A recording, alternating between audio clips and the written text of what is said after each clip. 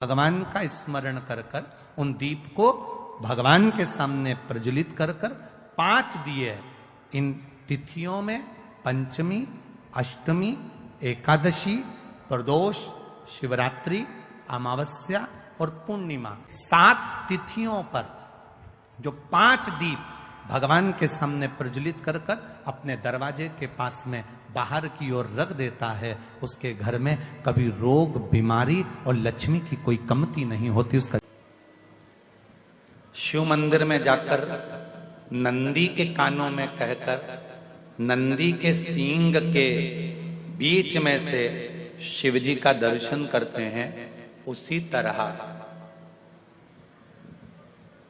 जो बच्चे का दिमाग एकाग्र चित्त नहीं हो पाता है, पढ़ाई में मन नहीं लग पाता या बच्चा स्थिर नहीं रह पाता, डोलता रहता है, मन भटकता रहता है, तो उसको भी पूर्णिमा का चंद्र रुद्राक्ष के छिद्र में से रात्रि के समय पर उस छिद्र में से रुद्राक्ष के पूर्णिमा का चंद्र दिखाया जाता है, मात्र एकाग्र की चित्तता के लिए, उस बिंदु के लिए।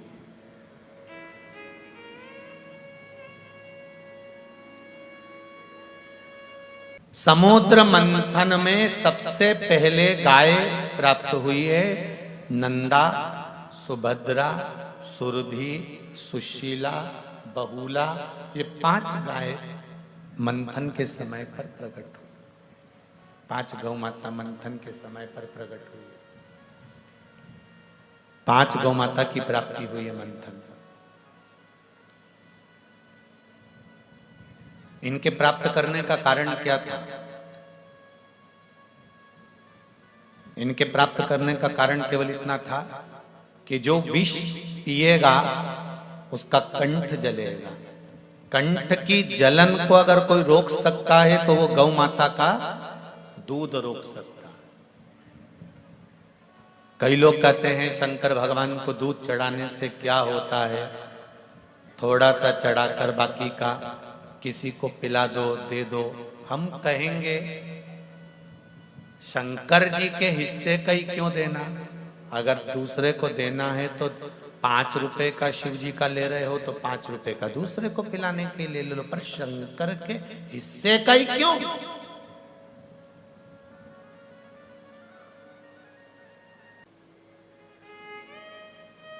क्या मिलता है दूध चढ़ाने से शंकर भगवान को? क्या प्राप्त होता है शिव जी को दूध चढ़ाने से?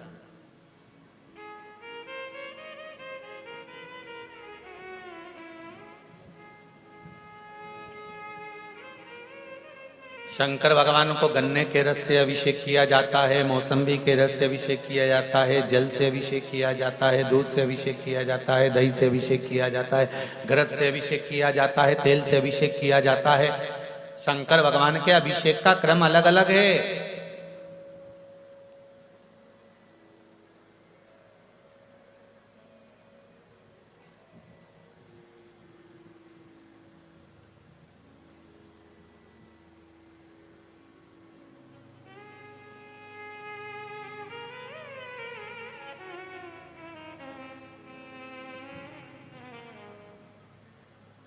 अलग अलग उसका क्रम है। किस दूध चढ़ा रहे हैं शिव जी पर तो किस लिए चढ़ा रहे हैं? दूध चढ़ाने का तरीका क्या है? कैसे समर्पित कर रहे हैं? अभी दीदी ने कहा कि बीमारी पर, तो वो दूध चढ़ाने का तरीका बदल गया। आपने दोनों हाथ, एक हाथ में जल, एक हाथ में दूध रखा और तरीका बदला। अभी तक आप दूध चढ़ा रहे थे तो ऐसे चढ़ा रहे थे, अर्थात किस जगह पर व्यक्ति पड़ा हुआ है, कोमा में है, वेंटिलेटर पर है, आईसीयू में है, उसका तरीका बदल जाता है दूध चढ़ाने का। दवाई देने का भी तरीका बदल जाता है। अभी तक तुम दवाई निगल रहे थे, खा रहे थे, दवाई पी रहे थे, कई बार शरीर ऐसा हो जाता है कि दवाई गले से नहीं जाती, तो बोलो तरीका बदलता है कि नहीं बदलता? नली नाक में से डाली जाती है और दवाई दी जाती है। नाक से भी नहीं जाती तो शरीर के अंग में एक निडिल डाल जाती है, वहां से दी जाती है। वहां से भी नहीं जाती तो डॉक्टर गले के पास से एक नस काटकर उसमें से प्रदान कर कर दवाई देना चालू करता है, जिससे शरीर को आराम मिले। उसी तरह दूध, जल, बेलपत्र, धतूरा, शिवजी को चावल, मूंग कब किस जगह पर कैसे चढ़ाना है और उसका फल कितनी जल्दी प्राप्त करना है, यह शिव पुराण के सिवा कोई नहीं बता सकता। कि दवाई कहां से दी जाना चाहिए, दवाई कहां से प्रदान करना चाहिए, कितनी जल्दी रोगी को आराम लगना चाहिए, इसकी दवाई क्यों कहा जाता है महामृत्युंजय मंत्र का जाप करो, क्यों कहा जाता है पंचाक्षर मंत्र का जाप करो। जैसे ही किसी का एक्सीडेंट होता है, अटैक आता है, हार्ट अटैक आता है, बीमारी पड़ती है, तो पंडित जी के पास पूछोगे तो एक ही बात कहेगा, महामृत्युंजय का जाप करो। पंडित जी कहेगा राम रक्षा स्तोत्र करो, पंडित जी कहेंगे कनक धारा का पाठ करो, पंडित जी कहेंगे गोपाल सहस्त्र नाम करो। नहीं, किसी भी ब्राह्मण से पूछोगे तो वो एक ही बात कहेगा, महामृत्युंजय करना चालू करो। क्यों? क्योंकि ये डायरेक्ट औषधि है, डायरेक्ट दी जा रही है।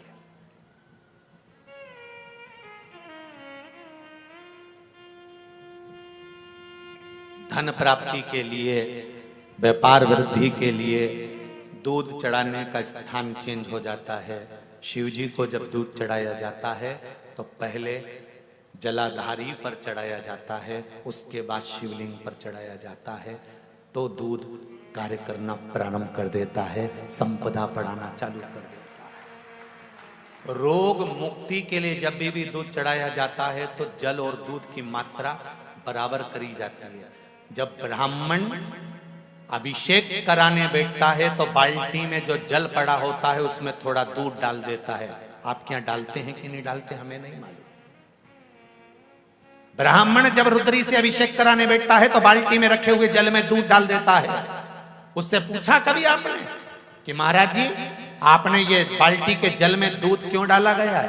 बाल्टी भरी हुई पानी की और उसमें थोड़ा सा तुमने दूध क्यों डाला है? तो ब्राह्मण बताएगा कि दूध और पानी मिलाकर शंकर जी का अभिषेक इसलिए करा जाता है कि जिस गोत्र का व्यक्ति अभिषेक कर रहा है, इस गोत्र के व्यक्ति के यहाँ अगर कोई रोगीला है, कोई बीमार है, कोई कष्ट भोग रहा है, तो अभिषेक करते करते उसका रोग मिट जाए, इसलिए जल में दूध मिलाकर चढ़ाया जाता है। कभी ब्राह्मण से पूछो तो कि बाल्टी में तुमने दूध क्यों डाल दिया? इतनी बाल्टी भरी थी पानी से, तो उसमें एक कटोरी दूध क्यों डाला, आधी कटोरी दूध क्यों डाला? अभिषेक करना था तो दूध का अलग, इसलिए ब्राह्मण जब अभिषेक कराता है तो दूध का अभिषेक अलग, दही अलग, पंचामृत की वस्तुएं अलग और पंचामृत मिला हुआ अलग। और बाद में जब लगत अभिषेक चालू करता है रुद्री से, तो उसमें बाल्टी में जल और जल में भरे हुए में थोड़ा सा दूध डालकर चालू कर देता है, उसको चलाता रहता, चलाता।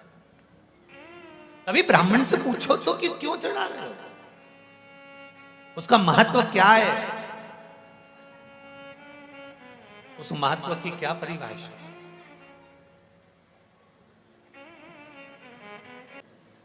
पूजा में, अर्चना में, भगवान की सेवा में, चाकरी में, स्मरण में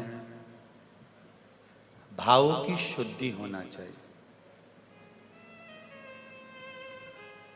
तन धोने से परमात्मा मिल जाता तो मछली तो पानी में ही रहती है।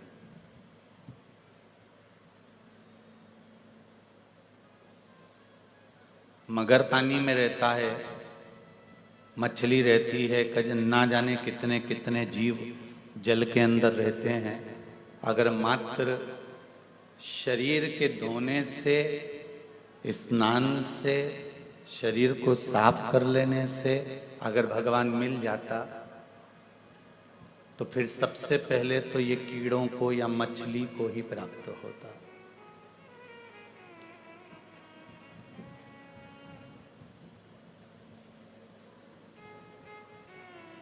नेत्रों से अगर भगवान मिल जाता तो सबसे पहले स्मरण करा जाए कि सूरदास जी के तो नेत्र नहीं थे तो भी भगवान मिला।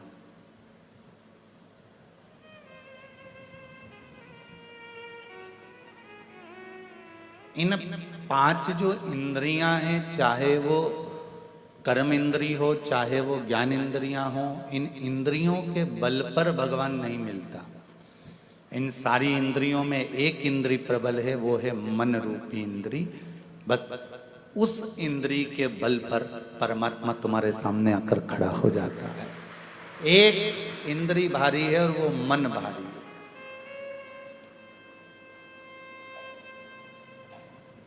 मन रूपी इंद्री का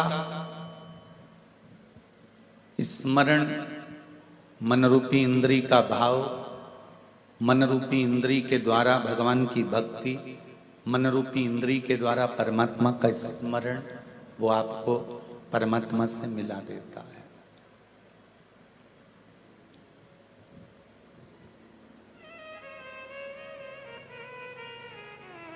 नेत्र भगवान को दे रहे हो, हाथ सेवा में लगा रहे हो, पांव के द्वारा चलकर मंदिर तक जा रहे हो, मुख के द्वारा भजन गा रहे हो, श्रवण के द्वारा कथा सुन रहे हो, ये सब इंद्रियां कर रही है।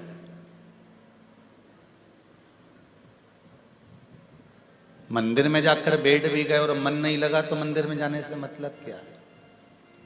ठाकुर जी का श्रृंगार कर रहे हो, सजा रहे हो, सेवा कर रहे हो, चाकरी कर रहे हो, लड्डू बना रहे हो, भगवान को सजा रहे हो, श्रृंगार कर रहे हो, पर मन नहीं लगे तो फिर सजाना किस काम का? नेत्रों से दर्शन कर रहे हो, मंदिर देख रहे हो, मूर्ति देख रहे हो, सुंदरता देख रहे हो, पर मन से भगवान का दर्शन ना किया तो क्या मतलब का?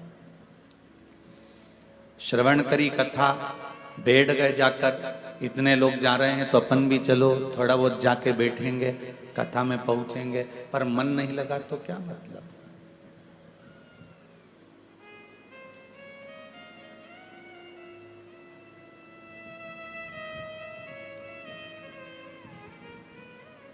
पाँव ने अपना काम करा कि तुम्हें मंदिर तक और कथा तक छोड़ दिया, हाथ ने अपना काम करा कि दान कर दिया, सेवा कर दी, चाकरी कर दी, नैनों ने अपना काम करा कि दर्शन किया, श्रवण ने अपना काम करा कि कथा सुनी, मुख ने अपना काम करा कि बीच बीच में भजन गाया, श्री शिवाय नमस्तुभ्यम मंत्र बोला, पंचाक्षर मंत्र, षडाक्षर मंत्र, द्वादश अक्षर मंत्र का स्मरण किया। पर इस सभी चीजों में सबसे मूल अगर कुछ है तो वो ये मन है। देखने में भी मन की जरूरत है, श्रवण में भी मन की जरूरत है, सेवा में भी मन की जरूरत है, और मंदिर में जाने में भी मन की जरूरत है।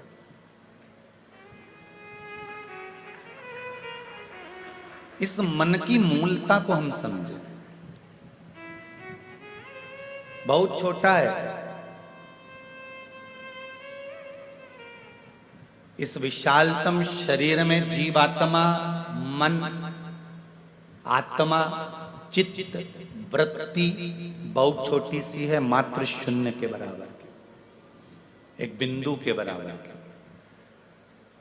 ब्रह्म कुमारी आश्रम में अगर आप जाएंगे, कोई गए होंगे कभी, ब्रह्म कुमारी आश्रम के अंतर्गत अगर हम जाते हैं तो वहां पर बहन बताती हैं एक बिंदु है, उस बिंदु से फिर शिव की उत्पत्ति, फिर शिव से फिर नारायण की, फिर ब्रह्म की, फिर मनु शत्रुपा की, फिर आगे बढ़ते बढ़ते बढ़ते बढ़ते ये सारी उत्पत्तियां हमको बता दी जाती है,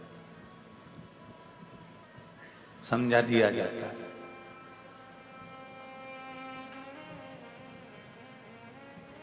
वो सूक्ष्म से भी सूक्ष्म, बहुत छोटे से छोटा अगर कुछ है तो वो मन है, बिल्कुल एकदम सूक्ष्म है, कण मात्र की तरह।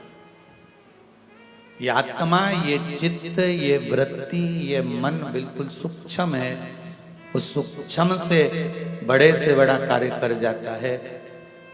पूरे मंदिर में इतना बड़ा प्रांगण मालूम पड़े, 1000 स्क्वायर फीट का मंदिर बनाया, 5000 स्क्वायर फीट का मंदिर बनाया, 20,000 वर्ग फीट का मंदिर बनाया, खूब बड़ा मंदिर बनाया। मंदिर बनाने के साथ साथ मंदिर तो बड़ा है, पर मंदिर के साथ में फिर उसके ऊपर शिखर बनाया।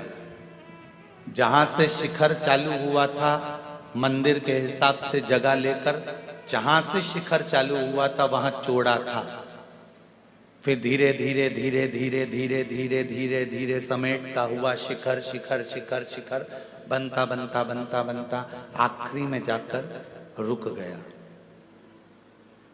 वहां पर भी देख लिया कि अभी भी वो बिंदु नहीं बना है जिस बिंदु की तलाश थी।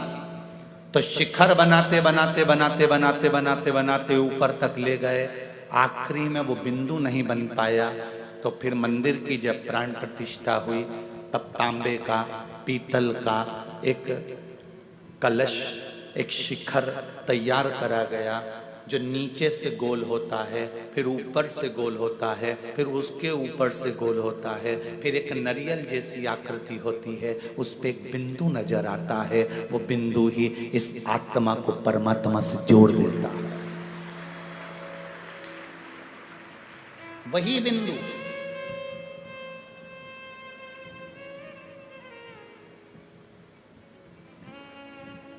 हम कथा में कई बार कहते हैं कि मंदिर नहीं जा सकते तो मंदिर के बाहर खड़े होकर शिखर का दर्शनम करो। शिखर दर्शनम सर्व पाप नाशनम। तो शिखर के दर्शन का मतलब ये नहीं होता कि जहां से शिखर चालू हुआ बनना तो उसकी दीवारें देख रहे हो, उस पर भगवान बने हैं तो वो देख रहे हो, उस पर कुछ शेर बना है तो वो देख रहे हो, उस पर कोई देवता बने हैं तो वो देख रहे हो, उस पर तुम बना हुआ सब कुछ नजर आ रहा है, कलर भी देख रहे हो। शिखर का मतलब इसको नहीं कहते कि शिखर देखना। शिखर का मतलब होता है कि शिखर के ऊपर जो तांबे का पीतल का जो कलश चढ़ा होता है, उस कलश के ऊपर जो आखिरी बिंदु नजर आता है, उस बिंदु को देख लेना तो शिखर दर्शनम सर्व पाप नाशनम, वो बिंदु नजर आना चाहिए। अब लोग गलत क्या सोच लेते हैं कि गुरुजी ने बोला कि शिखर दर्शनम सर्व पाप नाशनम, तो मंदिर के ऊपर का शिखर देख लो। शिखर देखने से क्या होगा?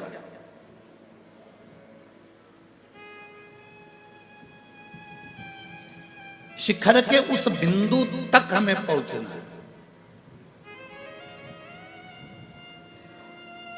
और जब शिखर के बिंदु तक हम पहुंचते हैं, शिखर के बिंदु का दर्शन अंतिम छोर तक कर लेते हैं, जो तांबे का कलश चढ़ा होता है, जो तांबे का पीतल का जो ऊपर कलश चढ़ा होता है, उस कलश का जो आखिरी बिंदु होता है, उस बिंदु को देखना है, क्योंकि वही बिंदु प्रत्येक मंदिर के शिखर पर, प्रत्येक, चाहे राम जी का मंदिर हो, चाहे कृष्ण का मंदिर हो, चाहे किसी भी देवी देवता का मंदिर हो, चाहे किसी भी मंदिर में तुम चले जाओ, वो शिखर मिलेगा जरूर। बोलो सही है कि गलत है? वो तांबे का शिखर, तांबे का कलश प्रत्येक मंदिर में मिलता है कि नहीं मिलता? मंदिर के ऊपर लगा हुआ। मंदिर के शिखर की डिजाइन कैसी भी कर लो, कैसी भी डिजाइन बना लो, कैसा भी मंदिर बना लो और कितनी भी डिजाइन वाला बना लो, और आखिरी में वो तांबे का वो पीतल का कलश चढ़ेगा और उसका आखिरी छोर बिंदु, जैसा ये हस्त कमल है ऐसा ही श्रीफल की तरह होगा और आखिरी बिंदु उस पर जरूर होगा। उसका कारण केवल एक है कि किसी भी मंदिर को बनाओ, चाहे राम का बनाओ, चाहे गणेश का बनाओ, चाहे कार्तिक के स्वामी का बनाओ, चाहे देवी का बनाओ, प्रत्येक मंदिर पर शिखर के रूप में मेरा शंकर प्रत्येक मंदिर के ऊपर बैठा ही मिलता है। मंदिर किसी का भी हो, शिव हर मंदिर के ऊपर बैठे।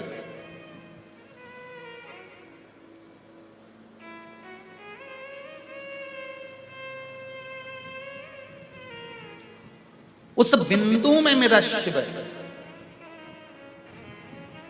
किसी भी धर्म का मंदिर बनाओ, उस मंदिर पर अगर शिखर है तो शिखर पर बिंदु नजर आता है, वह बिंदु ही मेरा शिव है।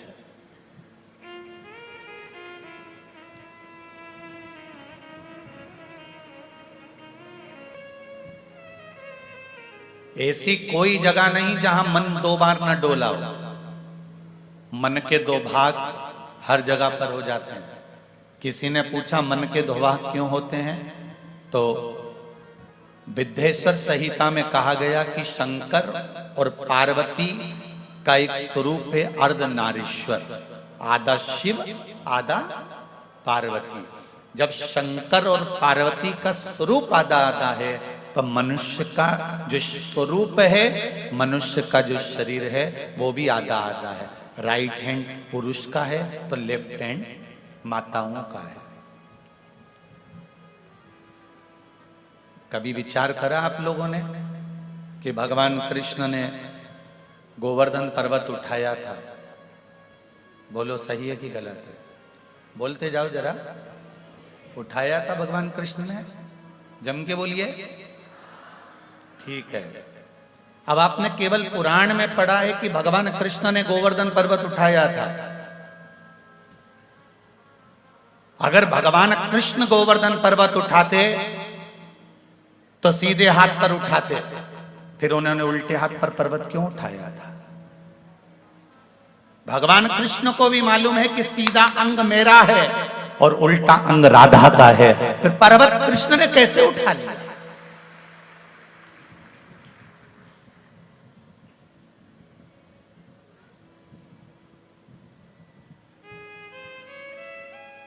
पुरुष को लगता है कि घर में चला रहा हूं, परिवार में चला रहा हूं, सब कुछ मैं कर रहा हूं। मेरा हाथ जोड़कर निवेदन है, ये राधा को पहचान जाना जो घर में रहकर पूरे घर का संचालन कर रही है। अगर मेरे कृष्ण को पर्वत उठाना था तो सीधे हाथ पर उठाते, पर सीधा हाथ तो उन्होंने कमर पर बांध कर रखा था। पर्वत उठाने वाला कोई दूसरा नहीं था, ये उल्टा हाथ ऊपर गया और पूरे गोवर्धन पर्वत के जितने फोटो तुम्हारे पास में हो, जितने फेसबुक पर हो, जितने यूट्यूब पर हो, जितने गूगल पर हो, सारे छान मारना। किसी भी गिरिराज पर्वत को उठाते हुए फोटो में राधा जी कहीं नजर नहीं आएगी, किसी जगह पर नहीं दिखेगी। तो कईयों ने पूछा राधा कहां गई? तो भगवान कृष्ण कहते हैं पर्वत वही तो उठाकर खड़ी है, मैं तो कमर पर हाथ रखा, मेरे भीतर समाई है वो राधा, इसलिए पर्वत वो उठाकर रखी है, मैं तो केवल कमर पर हाथ रखकर खड़ा हूं। कछु माखन को बल बड़ो, कछु गुपियन को साथ, राधा सुना है? राधा जू की कृपा से गोवर्धन लियो है हाथ। यहां कोई दूसरा नहीं उठा रहा है।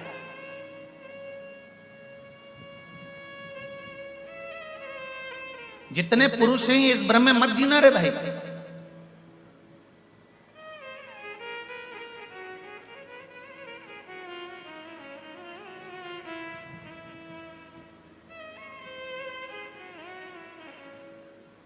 एक एक भजन की लाइन आप लोग गाते रहे, शाम के बिना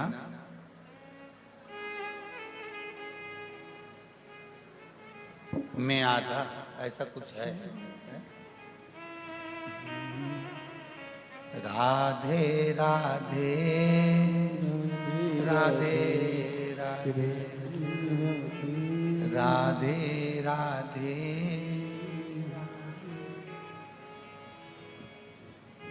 आधा मेरे भगवान कृष्ण पर्वत को भी उठा रहे हैं तो उल्टे हाथ से उठा।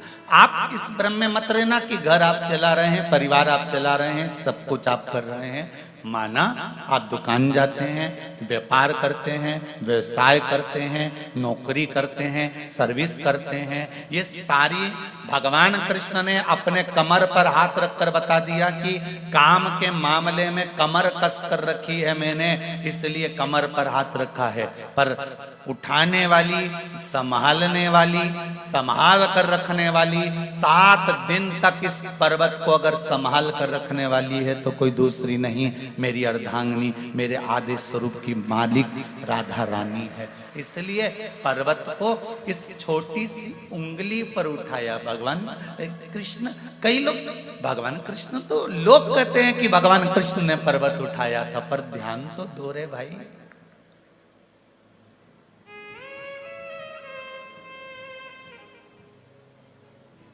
बहुत भ्रम में जी रहे हैं हम। फिर किसी ने कहा लक्ष्मण जी को जीवित करने के लिए हनुमान जी संजीवनी बूटी लेकर आए थे। लोगों ने बहुत कहा कि हनुमान जी संजीवनी बूटी लाए थे, अगर हनुमान जी संजीवनी नहीं लाते तो लक्ष्मण मर जाते, प्राण छूट जाते। अगर हनुमान जी संजीवनी लाते होते भाई, तो भरत जी ने बाण छोड़ा था जब हनुमान जी महाराज के पांव में लगा था और हनुमान जी अयोध्या में गिर गए थे। सुनी कि नहीं सुनी कथा?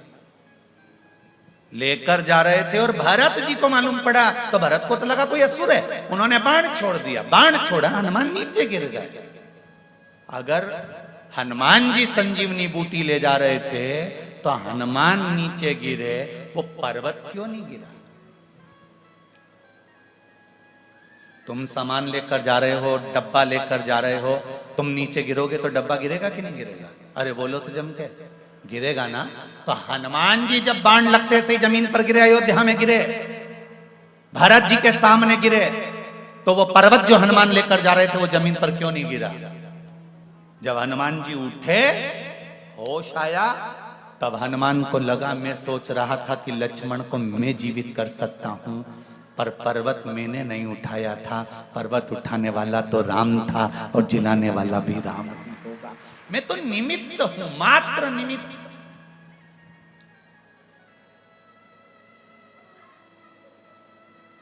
शिव महापुराण की कथा जजमान करा रहे हैं, शंकर करा रहे हैं, शंकर सुन रहे हैं, शंकर बाच रहे हैं। आप और हम तो केवल निमित्त हैं। शिव जी को बाहेती परिवार द्वारा कराना थी, इनको निमित्त बना लिया। आपको भाग्यनगर में सुनना थी, इसलिए सीहोर वाले महाराज को निमित्त बना लिया और आपने कथा सुन ली। निमित्त था, मात्र निमित्त।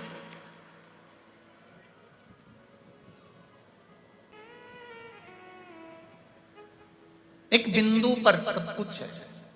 मन परमात्मा तक लेकर जाने का प्रयास करिए। शिव पार्वती आधे आधे हैं, आधा पुरुष आधा स्त्री।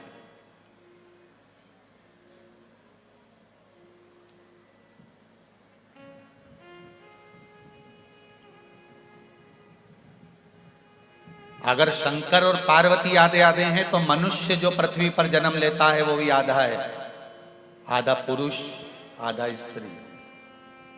और मन, जैसे ये मनुष्य का शरीर दो भाग में बटा है तो मन भी दो भाग में बटा है। जब भी कोई काम करोगे तो मन के दो टुकड़े हो जाएंगे अपने आप उसी समय।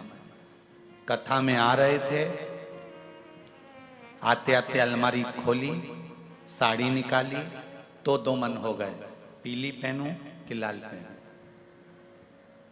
हरी पहनूं कि गुलाबी पहनूं। तुरंत मन के दो हिस्से हो जाते हैं बस कपड़े निकालते समय। घर से निकल रहे थे, ऑटो में बैठ रहे थे तो भी दो मन हो गए, ये वाले में बैठूं कि पीछे एक और आ रहा है उसमें बैठूं, फिर दो मन। भोजन करने बैठे तो दो मन हो गए, रोटी का टुकड़ा टूटा, पहले दाल में डालूं कि सब्जी में डालूं, फिर दो मन हो गए।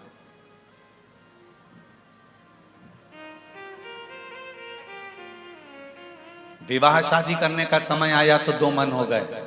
दो बायोडाटा पड़े हुए हैं, दोनों लड़की अच्छी है, दोनों पढ़ी लिखी है, दोनों विद्वान है, दोनों का परिवार अच्छा है, इससे करूं कि उससे करूं, फिर दो मन। लड़का देखा दो मन हो गए, लड़का अच्छा है, जॉब वाला है, सर्विस वाला है, परिवार अच्छा है, इससे करूं या उससे करूं।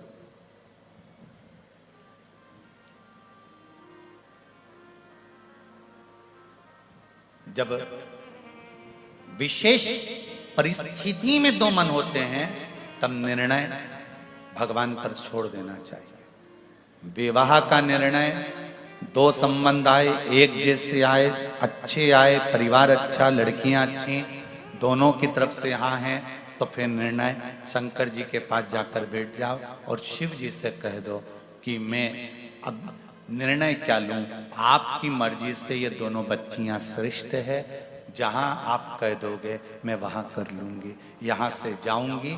मन ऐसा कर देना कि किसका हाँ बोलना है, और जिसको हाँ बोलूंगी फिर आपको संभाल लेना है, वो कैसी भी हो। निर्णय भगवान पर छोड़ दो।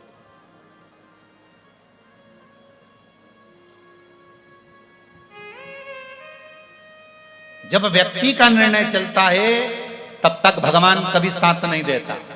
जब भगवान का निर्णय चालू होता है तब भगवान साथ देता है। कई लोगों ने कहा पांडव हार रहे थे और भगवान कृष्ण देख रहे थे।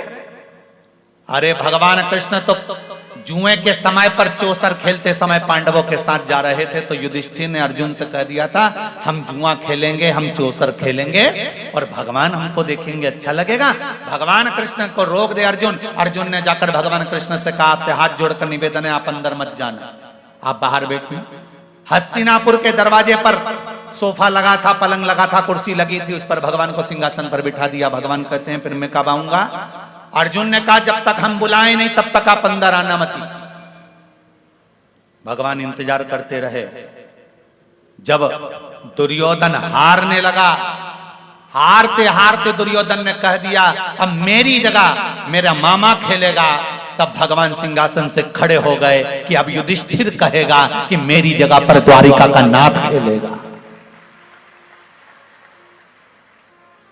तब युधिष्ठिर खड़े हो, भगवान कृष्ण खड़े होकर सोचते हैं कि अब युधिष्ठिर कहेगा कि मेरी जगह पर द्वारिका का नाथ खेलेगा, अब मुझे खेलने जाना पड़ेगा। और भगवान कदम आगे बढ़ाने लगे, पर युधिष्ठिर के मुख से नहीं निकला कि कृष्ण खेलेगा।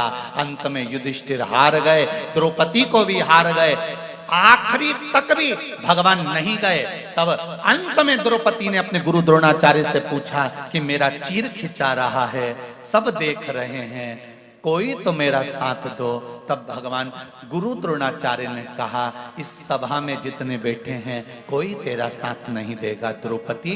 संसार वाले घर तक साथ देंगे, शमशान तक भी साथ देंगे, पर अंतिम समय में तो वही साथ देने वाला है। वेंटिलेटर पर पड़े होगे, ऑक्सीजन मुंह पर लगा होगा, डॉक्टर अपना काम कर रहा होगा, घर के लोग आईसीयू के बाहर खड़े होंगे, कोई अंदर नहीं जा सकता, केवल तुम होगे, वेंटिलेटर होगा, पलंग होगा, बिस्तर होगा, डॉक्टर अपना काम करता रहेगा, तुम अकेले पड़े रहोगे, तब कोई साथ नहीं देगा। पैसा लगाने वाले पैसा लगाएंगे, सेवा करने वाले सेवा करेंगे, डॉक्टर सिस्टर दवाई देंगे, पर शरीर के साथ में कोई नहीं होगा।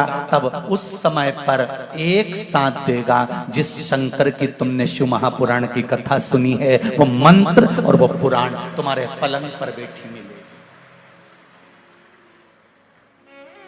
उस समय पर वो मंत्र तुम्हें याद रहना चाहिए। लोग कहते हैं कि हम जब अंतिम समय में पड़े होंगे, हो सकता है शरीर में सुध ना रहे, शरीर में याद ना रहे, फिर मंत्र कौन जपेगा? शिव महापुराण की वायव्य संहिता कहती है कि तुम्हारे होश रहते हुए मंत्र तुम जपते हो, और जैसे बेहोशी में आते हो तुम्हें शंकर जी याद कर कर मंत्र जपता है, फिर वो आता है, तुम्हें जपने की जरूरत नहीं है। नाथद्वारा में श्रीनाथ जी क्यों पहुंचे? श्री जी बाबा को गोवर्धन नाथ जी को लेकर जा रहे थे, तो नाथद्वारा में क्यों गए?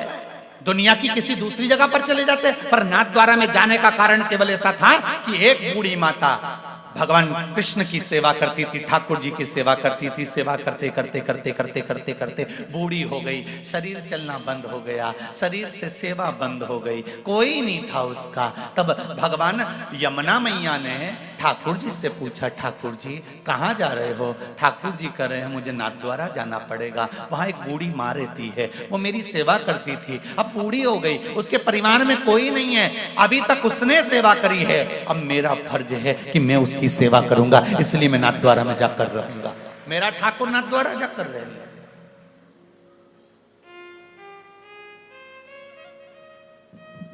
आप शिव के मंदिर में एक लोटा जल चढ़ाने अगर रोज जा रहे हो, बेलपत्री चढ़ाने के लिए शिव मंदिर जा रहे हो, भगवान शंकर का दर्शन करने के लिए शिव मंदिर जा रहे हो, भगवान का गुणगान करने के लिए शिव मंदिर जा रहे हो, तो चिंता मत करना, जब ये शरीर बेकार हो जाएगा, वो नहीं जा पाएगा, उस समय पर मेरा भोलेनाथ तुम्हारे दरवाजे पर आएगा, उस समय पर पहुंचेगा।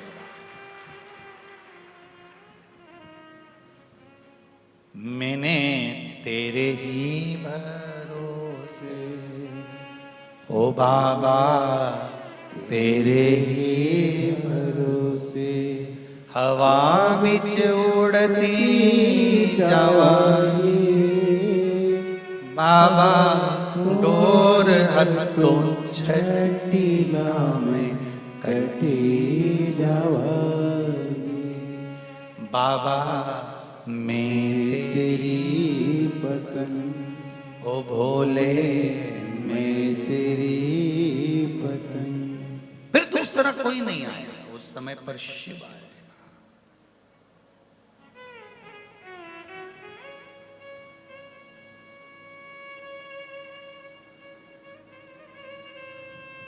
तुम उसके दरवाजे जाना मत छोड़ो। कई लोग मिलेंगे आपको, भड़काएंगे। तुम मंदिर जाना चालू करोगे शंकर जी की, तो फिर कोई नया आ जाएगा और कहेगा काहे को चक्कर में पड़े हो शिव जी के। हमारे पास आओ, हम ऐसी विद्या बताएंगे, हम ऐसा काम कर जाएंगे कि तुम्हारा 2 मिनट में काम हो जाएगा। शंकर भगवान के पास में न तंत्र न मंत्र न कोई विद्या है। शिव जी के पास में तो केवल एक काम है शिव महापुराण का, इस मन को शिव के बिंदु से जोड़ना है। 2 मन हो जाते हैं, एक मन कहीं जा रहा है, एक मन कहीं जा रहा है, स्थिर नहीं रह पाता। इस मन की स्थिरता करने के लिए शंकर का द्वार जाना जरूरी है। जो वहां से मिलेगा वो जीवन का सुख देने वाला मिलेगा। एक पत्र आया है, देखिए।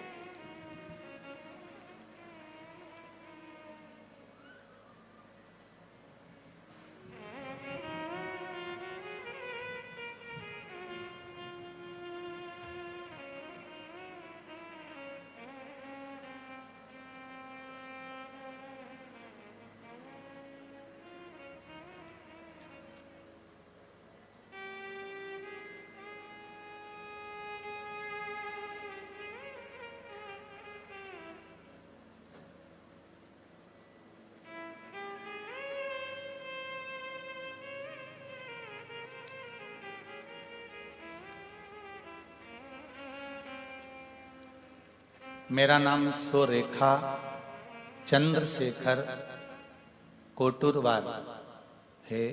मैं नांदेड़ जिला धर्माबाद से आई हूँ। कहीं बैठी हैं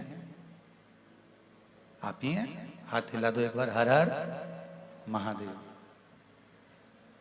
नांदेड़ जिला धर्माबाद से आई हूँ। मैं शिव जी का वर्णन क्या करूं गुरुदेव, मुझ पे बहुत कृपा करी है शिव जी ने। मेरे बगल में एक गठान हो गई थी और पेट में भी एक गठान हो गई थी। डॉक्टरों ने ऑपरेशन का कहा, जांच के लिए भी जा रही थी, पर मैंने ऑपरेशन ना कराकर फुलेरा दूज का उपाय जो बताया था उसको करना प्रारंभ करा और शिव जी पर विश्वास रखकर करा।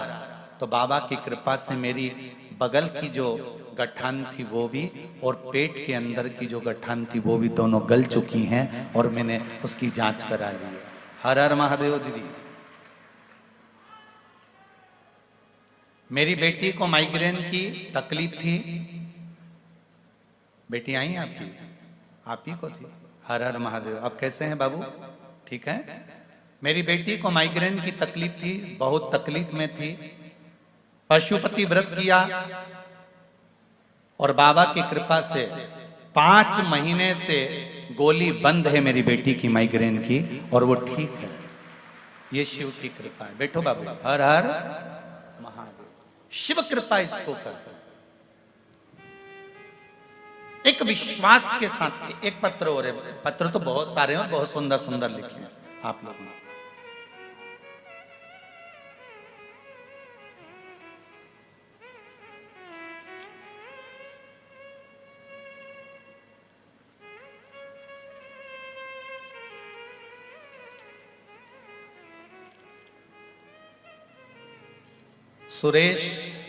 सुदेश विजय लक्ष्मी चौहान, सिकंदराबाद, राम गोपाल पेट, कहीं बैठे हैं? आप ही हैं? दोनों हाथ हिला दो। कुबेरेश्वर धाम बाबा का चमत्कार क्या बताऊं आपको। यह धाम 12 ज्योतिर्लिंग के मध्य में है। कुबेरेश्वर धाम जैसा मध्य प्रदेश राष्ट्र का नाम है, वैसा ही 12 ज्योतिर्लिंग के बीच में कुबेरेश्वर धाम है। मध्य प्रदेश सीहोर में मैं अपने सहेलियों के साथ रुद्राक्ष महोत्सव शिवरात्रि को आई थी। बाबा ने यह चमत्कार कर दिया। मैंने 2 बाबा पशुपति व्रत भी किए।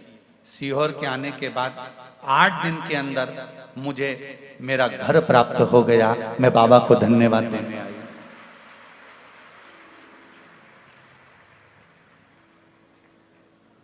बाबा कृपा करे, विराजिए। हर हर महादेव।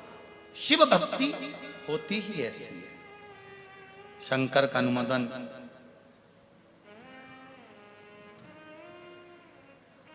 एक पत्र और अच्छा है, सुनिए।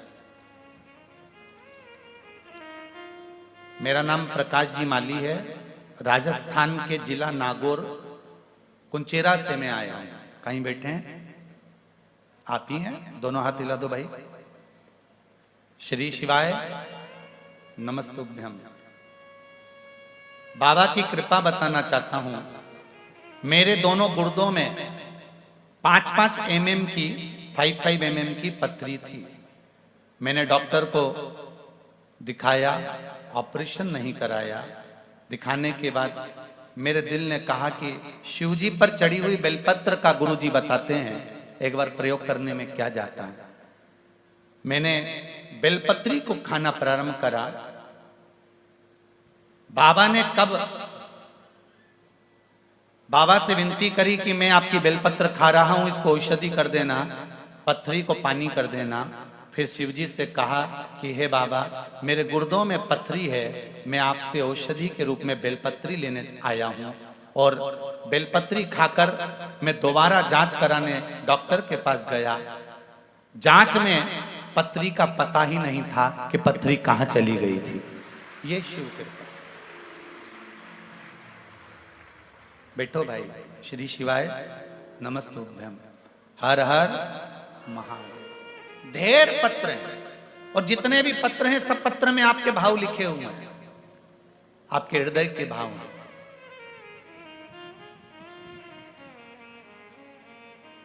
चित्त से, वृत्ति से, मन से एकाग्र एक बिंदु के साथ अगर हमने महादेव की आराधना करी,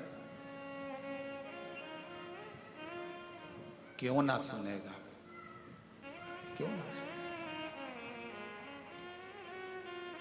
कान कथा तक तो पहुंच जाते हैं, पर ये मन को पहुंचाना जरूरी है। गुरुजी ने कहा है, व्यासपीठ से वर्णन हुआ है, ना तो हम किसी सोफे पर बैठकर या कुर्सी पर बैठकर कुछ नहीं बताते। आप पूछोगे भी हमसे कि हमारे को ये समस्या है, तो हम समस्या का हल भी नहीं बताते, क्योंकि ना तो हमको कोई विद्या आती है, ना हम तुम्हारा जन्म जानते हैं, ना हम तुम्हारी मृत्यु जानते हैं। कहाँ से आए हो हम तो ये भी नहीं जानते। पत्र में लिखते हो तो मालूम पड़ता है कि वहां से आए। हम ना आपका भविष्य लिख सकते हैं, ना हम आपका भविष्य बना सकते हैं।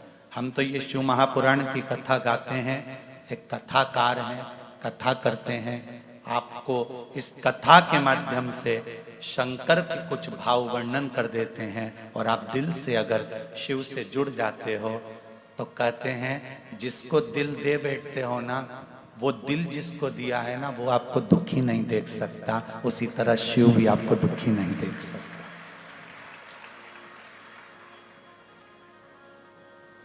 जिसको दिल दिया होता है और आपका बैलेंस खत्म हो जाता है तो फोन लगाकर बोल देते हो मेरा बैलेंस नहीं है, मैं मैसेज नहीं कर पाऊंगी। तो क्या अब भी डलवाओ?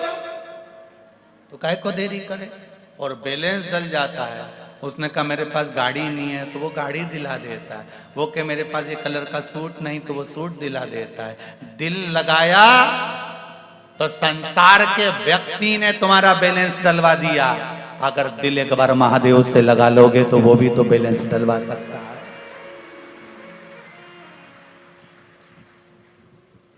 उस देव अधिदेव महादेव से अगर चित्त लगा है, मन लगा है, ये चित्त उस देवाधिदेव महादेव से लगा है तो वो भी तो कुछ करेगा जरूर। ना हम विद्या जानते, ना हम मंत्र जानते, ना हम साधना जानते, ना हमारे पास बेल है, ना हमारे पास भभूति है, ना हमारे पास में कुछ है कि हम आपकी ज्योतिषी कर लें, पत्रिका देख लें, या कोई मुद्रा या कोई नग बता दें तो ये भी।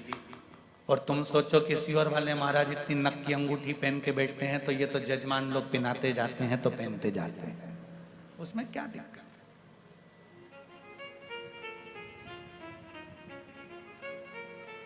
इतना जरूर जानते हैं कि सारी समस्या का हल एक लोटा जल। इसलिए छाती ठोक कर कहते हैं कि किसी के कहने पर भटक मत जाना, भ्रम में मत पड़ जाना, शंकर का दरवाजा मत छोड़ना जब तक वो तुम्हारे लिए कुबेर का खजाना ना खोल दे। मत छोड़ो, उसकी चौखट पकड़ के रखो। रस्सी का सिरा तुम्हारे हाथ में है तो कुएं की बाल्टी का पानी तुम्हारे पास जरूर आएगा। गहराई जरूर है, रस्सी का सिरा पकड़कर रखना, रस्सी को मत छोड़ देना, नहीं तो पानी के अंदर चली जाएगी, फिर किसी काम का नहीं। कई लोग आएंगे, भटकाएंगे, भ्रम में ढालेंगे, क्यों चक्कर में पड़े हो, हमारे साथ वहां चलो, वहां ऐसा होता है, वहां ये चमत्कार होता है, वहां वो चमत्कार होता है। दुनिया के लोग भटकाएंगे, भरमाएंगे, और शिव नहीं छोड़ना है, तेरा द्वार नहीं छोड़ना है। उसको पकड़ लिया तो अब नहीं छोड़ना, अब उसका शरणागति मूल हो। हम ये नहीं कहेंगे कि तुम राम मत भजो, तुम कृष्ण मत भजो। मेरा राम, मेरा कृष्ण, मेरा शिव, मेरा विष्णु, मेरा ब्रह्मा सब एक है। ब्रह्मा विष्णु सदा जानत अविवेका, प्रणवाक्षर के मध्य ओम अक्षर के मध्य यह तीनों एका।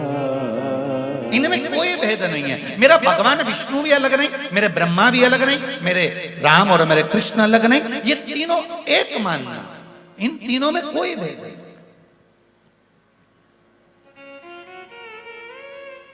अगर तीनों में भेद होता तो राम जी के जन्म के समय पर सबसे पहले दर्शन करने कौन गए थे? बोलो जम के। भगवान शिव। भगवान कृष्ण के जन्म के समय पर सबसे पहले कौन गए थे?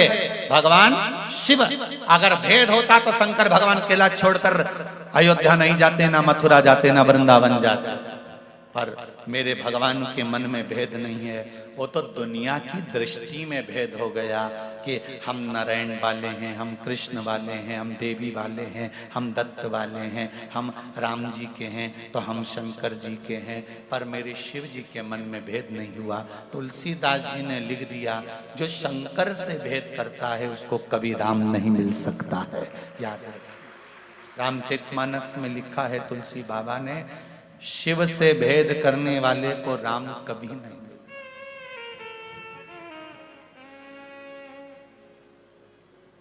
भेद ना करिए,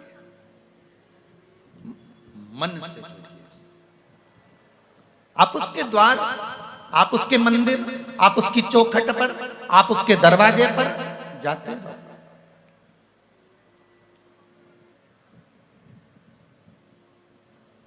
माता पार्वती भी, मां गौरा भी शिव के मंदिर तक जाती रही। और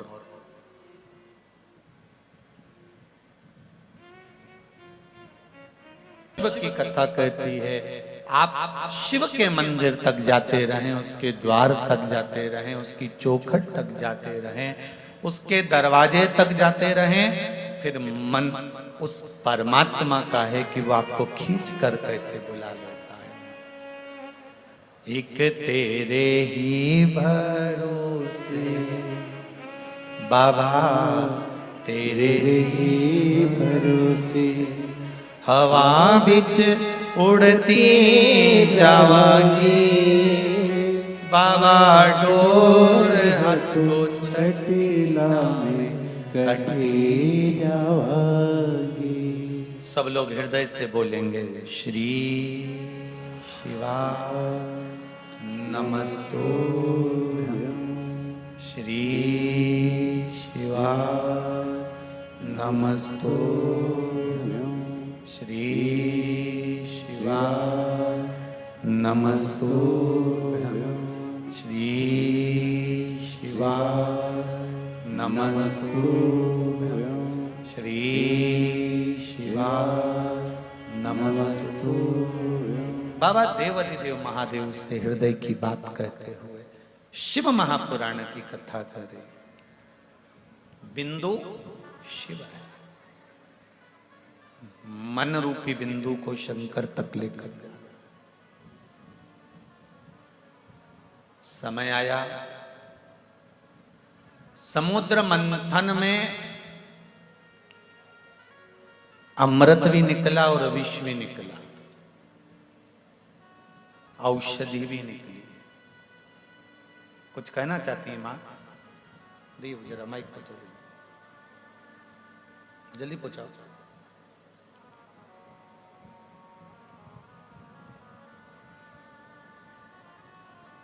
समुद्र मंथन में विष भी निकला है तो अमृत भी निकला। दे दो जल्दी। श्री शिवाय नमस्तुभ्यम। नमस्ते। कहाँ से आई है माँ? मैं हैदराबाद से ही हूँ। जी। मेरा बेटा हर्ष 26 साल का है, 2 साल से कोमा में। मेरे को आपको आशीर्वाद चाहिए।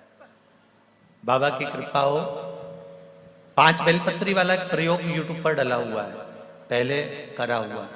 शिव जी पर 5 बेलपत्र चढ़ाना है, उस बाबू का नाम और गोत्र बोलकर। सीधे हाथ में दूध है, उल्टे हाथ में जल है, दोनों की धार एक साथ देवाधिदेव महादेव को चढ़ाना चालू करो। बाबा देवाधिदेव महादेव चाहेगा तो आप सागर वाली कथा में सूचना कर देंगे कि वो ठीक हो चला है। श्री शिवाय नमस्तुभ्यं। बाबा देवाधिदेव महादेव शंकर ओघड़ दानी, उसकी कृपा, उसकी दया नित्य। विष भी निकला है, अमृत भी निकला है। पुरानी कथाओं के लिए मैं वर्णन करूं आप लोगों को, यहां से व्यासपीठ से हम कहें आपको कि अगर घर में फ्री रहा करो तो सीहोर में जो शिव महापुराण की कथाएं पूर्व में कोरोना काल के अंतर्गत जो करी गई हैं, उसमें बहुत सारे उपाय बताए गए हैं। उसको निकाल कर लिख कर रखो। जब तकलीफ आए या बीच बीच में जो शिव महापुराण की कथाएं होती हैं, आप उसका स्मरण करें और उसमें जो जो उपाय वर्णन किए जाते हैं उसको रखें अपने पास। ये कहीं ना कहीं किसी ना किसी रूप में काम आ ही जाते हैं, क्योंकि अलग से तो हम कुछ बता नहीं पाते। जो व्यासपीठ से शिव महापुराण के अंतर्गत कोई बात है, पुराणों से झूठ जो निकाल कर लेकर आए हैं, ढूंढ कर लेकर आए हैं, प्राप्त करें, तो वो आपको वर्णन कर सकते। श्री शिवाय नमस्तुभ्यं।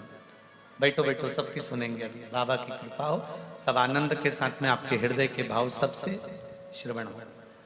शंभु कथा कर, विष भी निकला है और अमृत भी निकला है।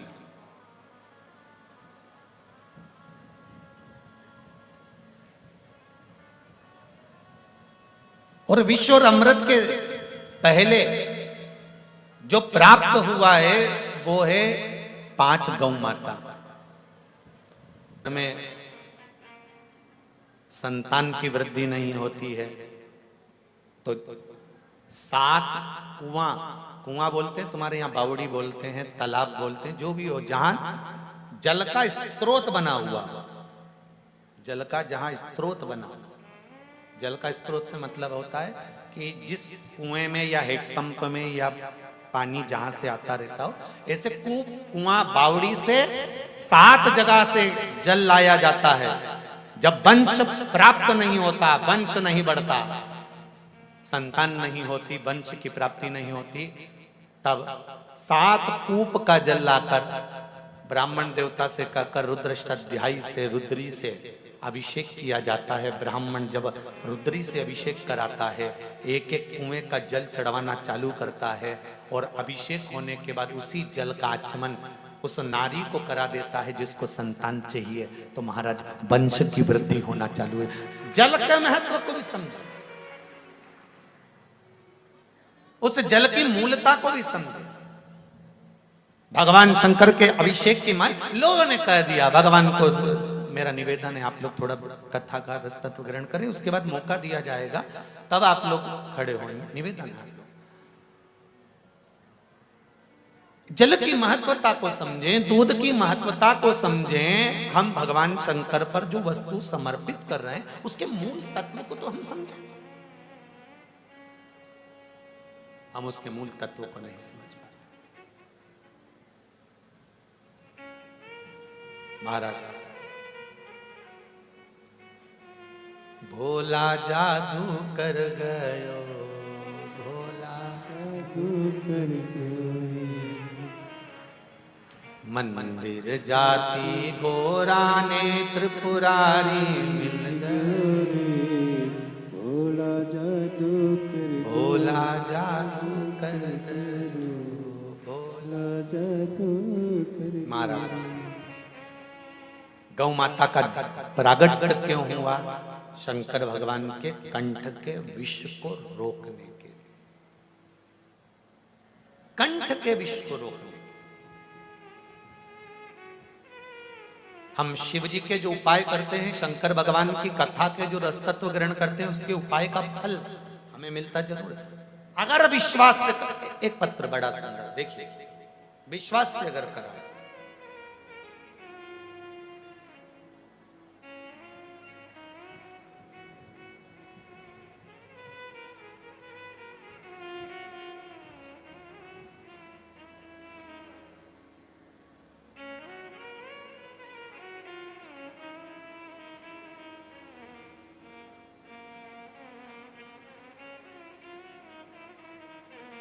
ज्योति प्रकाश करेप्पा, उदगीर जिला लातूर। कहीं बैठी हैं आप ही हैं? दोनों हाथ हिला दो एक बार। हर हर महादेव। गुरुदेव हम उदगीर लातूर से कथा सुनने आए हैं। जब से हम कथा सुनने चालू करे हैं तब से हमें फलस्वरूप कुछ अनुभव आए हैं। हमारे दिल का लोग भगवान शिव से लगा गया है हृदय। गुरुदेव जी एक अनुभव, हमारे ननंद की बेटी को डीवीटी हुआ था और वो बहुत सीरियस थी, आईसीयू में भर्ती कर दिया गया था। तब मैंने पशुपति व्रत करूंगी ऐसा कहकर प्रण लिया। बाबा केवल पशुपति व्रत का भाव वर्णन करा और 15 मिनट के बाद फोन आता है कि बेटी खतरे के निशान से बाहर है। ये शिव है। आपकी भक्ति, बैठो उदगीर वालों, हर हर महादेव। आपकी भक्ति। एक पत्र और है बड़ा सुंदर, देखिए।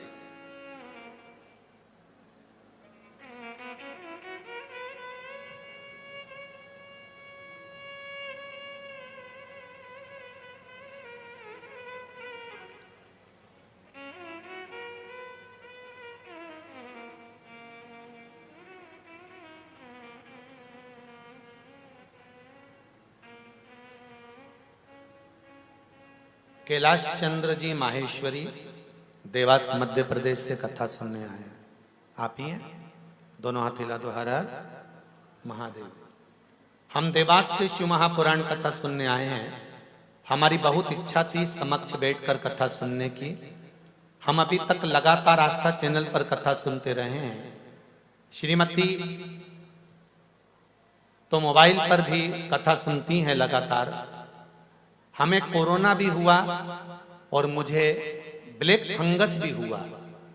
ब्लैक फंगस में आंखें पूरी तबाह हो गई। सभी डॉक्टरों ने जवाब दे दिया। बॉम्बे हॉस्पिटल में भी भर्ती करा गया, ऑपरेशन का कहा गया, परंतु मेरी धर्म पत्नी शिव महापुराण की कथा सुनती थी। आपका उपाय किया, बाबा की कृपा से बिना ऑपरेशन के ब्लैक फंगस से मैं बाहर निकल गया और मेरी आंखें ठीक हैं और मैं कथा को नमन करने आया। दोनों हाथ हिला दो एक बार, हर हर महादेव। विराजिए श्री शिवाय नमस्तु। नीचे एक बड़ी सुंदर लाइन लिखी है माहेश्वरी जी आपने, भोले बाबा दया करना मैं तेरे भरोसे। पत्र की लाइन एक बार आप भी दिल से कहो बाबा से, मेरे बाबा दया करना मैं तेरे भरोसे हूँ। ना घर के भरोसे हूँ, ना परिवार के भरोसे ना घर के भरोसे हो, ना परिवार के भरोसे हो। मेरे बाबा दया करना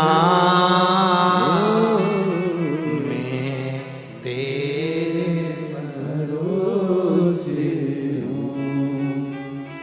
भोले बाबा दया